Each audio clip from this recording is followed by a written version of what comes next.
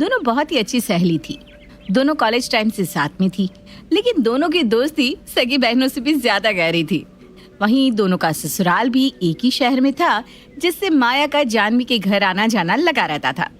एक दिन सुबह जब जानवी सो के उठती है, ओह शिट, 6 बजे उठना था और 7 बज गए। अब तो चाय बनाने में लेट हो जाएगा और माँ जी सुनाना शुरू कर देंगी। उन्हें दवाई देनी थी सुबह की, बाबूजी के लिए नहाने का पानी गर्म करना था, इनको ऑफिस जाने में कुछ ही टाइम बाकी है। सब कुछ कैसे मैनेज करूंगी मैं? जानवी ये सब सोच ही रही थी कि तभी माया हाथ में चाय की ट्रे लेके कमरे में आती है। ये ले चाय पी और टेंशन मत ले। सब काम हो गया है, बस जीजू की टिफिन तैयार करनी बाकी है, वो भी आधा खाना तैयार है। माया जानवी से बोले जा रही थी। वहीं जानवी माया को देखकर काफी हैरान थी। तू इतनी सुबह सुबह यहाँ कैसे? और 7 बजे ही सारा काम हो गया? हाँ तो कितना टाइम लगता है? सुबह 5 बजे उठ के अपने घर का काम निपटा कर 6 बजे यहाँ आ गई। ऐसे भी मेरे घर में ना सब अपना काम खुद से कर लेते, तो उतनी टेंशन की बात नहीं है। ले चल अब चाय पी और फ्रेश हो जा, तब तक नाश्ता भी तैयार हो जाएगा। यार कितनी सही दोस्त मिली है, कितनी केयर करती है मेरी। इतनी सुबह सुबह आके मेरे सारे काम भी कर दिए। थैंक यू गॉड जी, इतनी केयरिंग फ्रेंड देने के लिए। अरे क्या सोच रही है अब? कुछ नहीं यार, थैंक यू इतनी जल्दी सब कुछ मैनेज करने के लिए। चल अब मैं नहा लेती हूँ। फिर जानवी चली जाती है और दोनों सहेलियां मिलकर सबको नाश्ता परोसती है। माया बेटा, नाश्ता तो बहुत स्वादिष्ट बनाया है। सच में माया के हाथ में जादू है। जानवी मैडम, तुम भी कुछ सीख लो। जीजू, मैंने जानवी से ही सीखा है। देख लिया? फिर सब हंसने लगते हैं और मजे से नाश्ता करते हैं। वहीं नाश्ते के बाद, जानवी मेरी टिफिन। हाँ जी अभी लाई। जानवी, ये इसमें नमक अपने अंदाज से डाल लेना, मुझे समझ में नहीं आ रहा था ना। टिफिन मैं दे आती हूँ। ओके। ये लो जीजू tiffin, take care. Thank you, bye Janvi. कितनी अच्छी है माया, मेरी सगी साली से ज्यादा ख्याल तो ये रख रही है मेरा। वहीं माया अक्सर जानवी के घर जाया करती और घर में सबके काम में उनका हाथ बटाती और सबकी चहेती भी हो गई थी। ऐसे ही एक दिन माया बाजार से थैला भर के सब्जी लेकर आती है। अरे माया बेटा, ये क्या सब्जी इतनी सारी? हाँ आंटी जी, मैं बाजार गई थी तो सोचा यहाँ के लिए भी सब्जी ले लेती हूँ। अरे इसकी कोई जरूरत नहीं थी बेटा। कोई ना, अब ले आई है तो क्या कर सकते हैं, लेकिन ये रोज रोज ऐसा ना किया कर, अच्छा नहीं लगता माया। ऐसा कुछ नहीं है, तू मेरी अच्छी दोस्त है ना, तेरे लिए इतना तो कर ही सकती हूँ। अच्छा चल, अब इसे फ्रिज में लगाने में हेल्प कर दी मेरी। चल। फिर दोनों हंसते हुए किचन में जाके काम करने लगती हैं। वहीं माया जानवी के ससुराल में एकदम एक बहू की तरह रहती है। वो जानवी के घर का सारा काम भी करती और उसके सास ससुर पति का ख्याल भी रखती। ऐसे ही एक शाम में सास बहुत देर से अलमारी में कुछ खोज रही थी। माँ जी, कब से अलमारी में क्या ढूंढ रही हो आप? और इतनी परेशान क्यों हो? बहू, मैंने ना मेरी सास से मिला हुआ कंगन सोनार को चमकाने के लिए दिया था, और सोनार के यहाँ से आने के बाद वो मैंने पता नहीं कहाँ रख दिया, मिल ही नहीं रहा। मुझे ही बता दिए होते तो मैं रख देती, कम से कम परेशान तो नहीं होना पड़ता। अरे आपको बताना था ना माँ जी, फालतू में परेशान हुए। वो आपकी तिजोरी के हिडन वाले पार्ट में रखा हुआ है। ये सुनकर सास और जानवी दोनों शॉक्ड हो जाती हैं। अरे उस दिन आंटी जी ने गहने रखकर मुझे बताया था कि बेटा कंगन इसमें रखा है, भूल जाओ तो याद दिला देना। ओके, मतलब माँ जी आप याददाश्त वाली दवाई टाइम से नहीं ले रही हैं? तुझे लगता है कि ये हो सकता है जब तक माया इस घर में है? बड़ी प्यारी बच्ची है।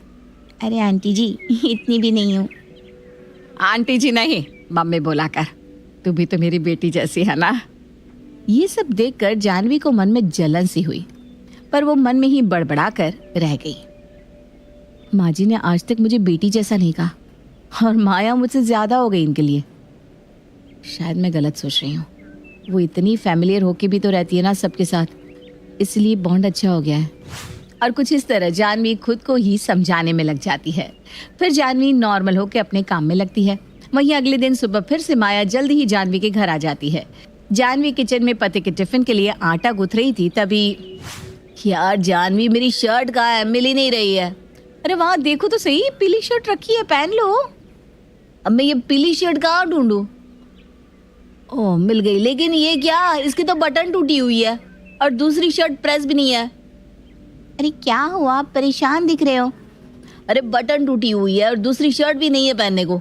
ऑफिस को भी लेट हो रहा है और जानवी किचन में हाथों में आटा लगाए बैठी है। कोई बात नहीं, आप वरीड क्यों हो? लाओ मैं लगा देती हूँ बटन।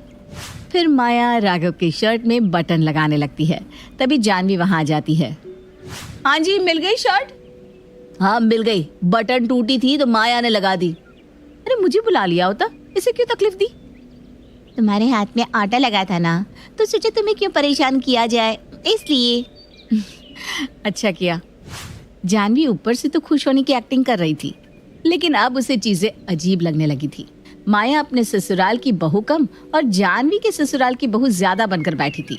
जानवी के सारे काम अब वो करने लगी थी। घर के बारे में जानवी से ज्यादा अब माया को खबर रहती थी। मुझे लगता है मैं जरूरत से ज्यादा ही अपना दिमाग चला रही हूँ। माया बस मेरी अच्छी दोस्त होने के नाते मेरे लिए इतना करती है।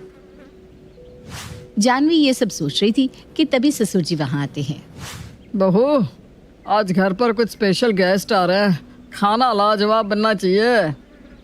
कौन आ रहा है पापा जी? माया बेटा, मेरे दूर के बहन और बहनों ही आ रहे हैं। जानवी, अच्छे से तैयार होना बेटा, पहली बार मिलेंगी ना मेरी बहन तुमसे। ठीक है पापा जी।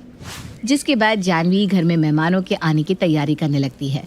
वहीं माया भी बड़े ही उत्साह से जानवी का हाथ बटा रही थी। माया, ये 2 सीटी हो जाए ना तो गैस बंद कर देना। अब मैं कपड़े पहनकर तैयार हो जाती हूँ। ठीक है।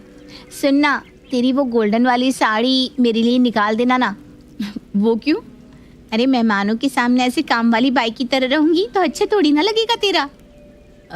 हाँ सही है, लेकिन गोल्डन वाली साड़ी तो मैं पहनने जा रही हूँ क्योंकि वही सबसे सुंदर साड़ी है मेरे पास। चल कोई ना, मैं दूसरी पहन लूँगी, वो तू पहन ले। फिर जानवी तैयार होने चली जाती है और किचन से फ्री होके माया भी बन ठन कर रेडी हो जाती है। वहीं कुछ ही समय में मेहमान भी घर आ जाते हैं, जहां जानवी और माया दोनों बुआ जी के पैर छूती हैं और बुआ जी कंफ्यूज हो जाती है कि बहू कौन है, इसलिए वो दोनों को आशीर्वाद दे देती है। आइए दीदी, जीजा अंदर आइए, अंदर आइए। बुआ जी बैठिए ना, मैं चाय नाश्ता लेकर आती हूँ आपके लिए। ठीक है बेटा, मुझे तो लगा ही था कि यही बहू होगी। वो शायद बहू की बहन या सहेली होगी। जिसके बाद जानवी और माया किचन में जाके चाय नाश्ता लेकर आते हैं। इससे पहले कि जानवी कुछ बोले, बुआ जी लीजिए नाश्ता कीजिए। आप दोनों को आने में कोई तकलीफ तो नहीं हुई ना? नहीं बेटा, हम आराम से आ गए। जिसके बाद बुआ फूफा चाय नाश्ता करते हैं और कुछ देर बाद दोनों टेबल पर खाना लगा देती हैं। माया बढ़ चढ़कर मेहमानों के सामने आती, जिससे उन्हें लगता कि घर की बहू जानवी नहीं बल्कि माया है, और जाते समय वो माया को विदाई और मुख विदाई का शगुन भी देकर जाते हैं। ये देखकर जानवी को बहुत गुस्सा आता है। बेटा बहुत अच्छा लगा तुमसे मिलकर, अब मैं चलती हूँ। फिर बुआ फूफा चले जाते हैं। कोई ना बहू, गलती से बुआ ने माया को बहू समझ लिया, अब क्या कर सकते हैं। वैसे भी कौन सा वो रोज आने वाली है। जी कोई बात नहीं, ये तो वैसे ही ऑलमोस्ट घर की बहू बन चुकी है। अब कैसे भी करके इसे घर से भगाना ही होगा। जिसके बाद जानवी अगले दिन सुबह ही माया के घर से उसके कपड़े और बैग ले आती है। जानवी, तू ये मेरा सामान यहाँ क्यों ले आई? देख, तू तो हमेशा यहीं रहती है, तो सोचा तेरा सामान ही मंगवा देती हूँ। माया को जानवी की बात थोड़ी अटपटी लगती है, लेकिन वो कुछ नहीं कहती। वहीं अगले दिन फिर जानवी माया के घर से उसके अलमारी और फ्रिज मंगा लेती है। जानवी, तूने मेरे घर से फ्रिज और अलमारी क्यों मंगाई? अब तो इस घर की बहू बन गई है ना, इसलिए तेरा सामान यहाँ मंगा रही हूँ। तब पागल, ऐसा मजाक कौन करता है? माया को सच में लगता है कि जानवी मजाक कर रही है, लेकिन कहीं ना कहीं अब उसे डर लगने लगा था। अगले दिन जानवी माया के घर से उसका बेड, टीवी और बाकी का सामान भी मंगवा लेती है। जानवी, ये सब क्या है? तू क्या करना चाहती है? जैसे तुझे तो कुछ समझ में ही नहीं आ रहा ना। हाँ, तू सारा दिन यहीं रहती है, अब तो तू इस घर की बहू बन गई है ना, इसलिए मैं तेरा सारा सामान मंगा रही हूँ।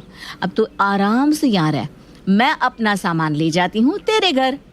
ये सुनकर माया घबरा जाती है कि कहीं जानवी उसके ससुराल वालों को और पति को पटा ना ले। सॉरी जानवी, मैं समझ गई हूँ। मैं यही रह जाती हूँ अपने घर। जिसके बाद माया अपना सामान लेकर 9 11 हो जाती है।